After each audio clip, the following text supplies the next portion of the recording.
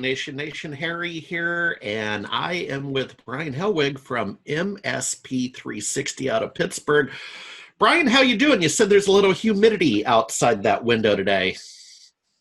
Yes, there is. This is doing great. Hello to everybody out there in SMB Nation. It's great to get a chance to talk with you. Thanks, Harry, for having me.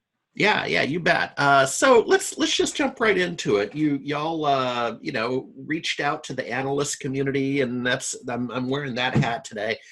I literally have a few hats off camera, so it depends on my role. And I wanted to kind of follow up on that. So let's start with the pandemic and sort of the topic of the day. Sure. As we all come through several months of this.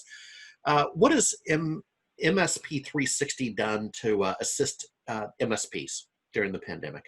Yeah, it's great. No, actually, we've done a couple of different things. The first half of this year, April, May, June specifically, we gave away all of our desktop backup at no charge to allow everybody that was working from home to be able to have a backup to the cloud, allow the MSPs to be able to help them without taking on the additional cost while they went through that transition.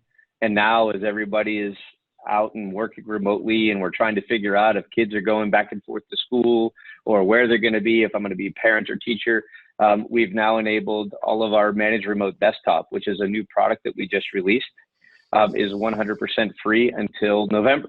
So that way they can connect and support their customers as best they can and not having to worry about any additional infrastructure cost at all. Yeah, and what we're seeing, that is an aside, but and thank you, by the way, for doing that. But what we're seeing is there's going to be a long tail to the remote work thing. And by that, I mean, I pop up on Zillow, just a little side hobby to go to Zillow and look at what's going on in that world of real estate.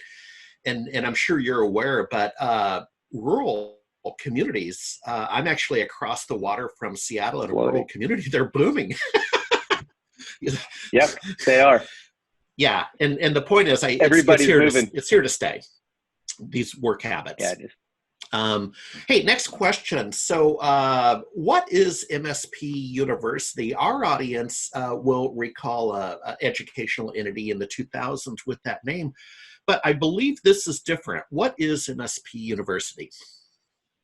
Yeah, it's completely different. MSP University is a way for us to give back to the community and help the MSPs, especially the new ones that are starting out, with some tough topics. I mean, a lot of these guys are coming from being sysadmins or being engineers, network engineers.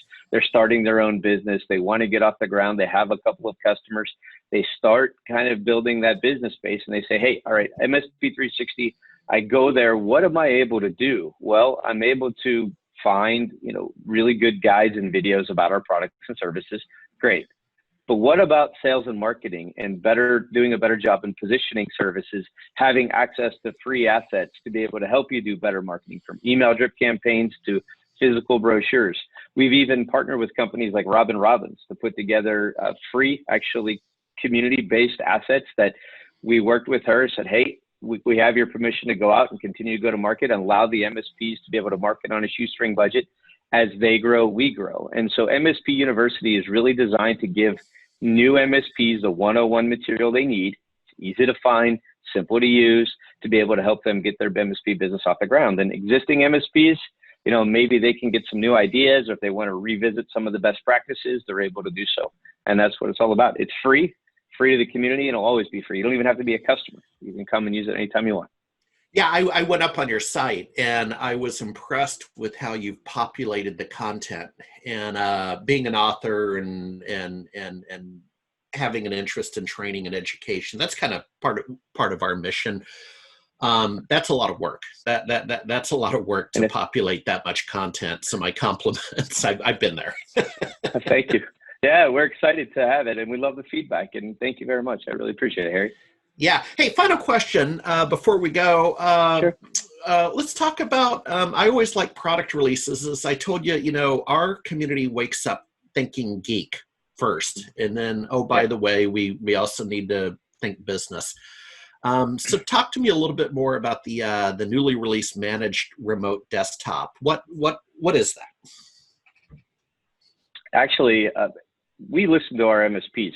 I don't know if the nation's aware of this, but every Friday we have something called Voice of the Customer, where we pick a customer, we bring them in, they talk to the executive team about what we're doing well, what they want to see in the product, and what they want to see change.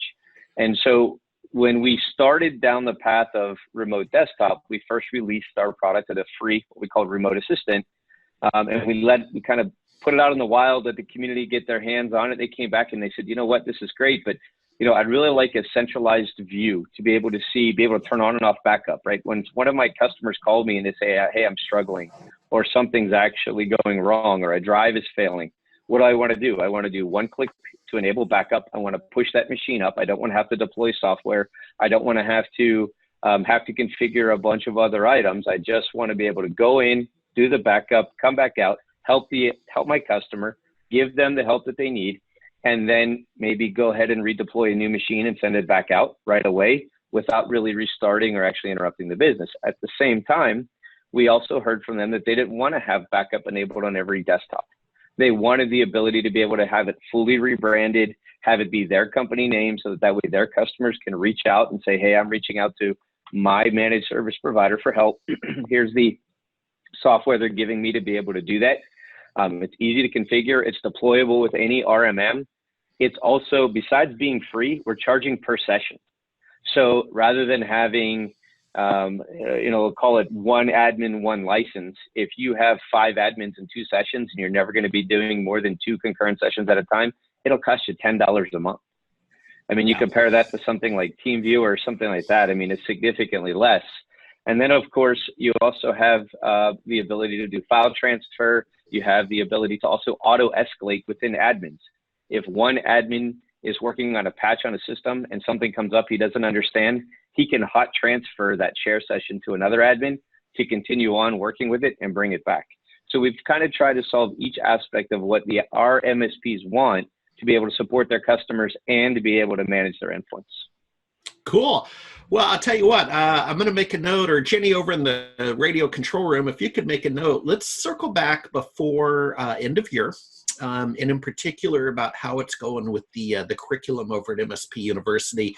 Again, that's something that got my attention, and it's near and dear to my heart in terms of, education and training, and so I appreciate what you're doing. Thank you, Brian. Thank you. Have a great day.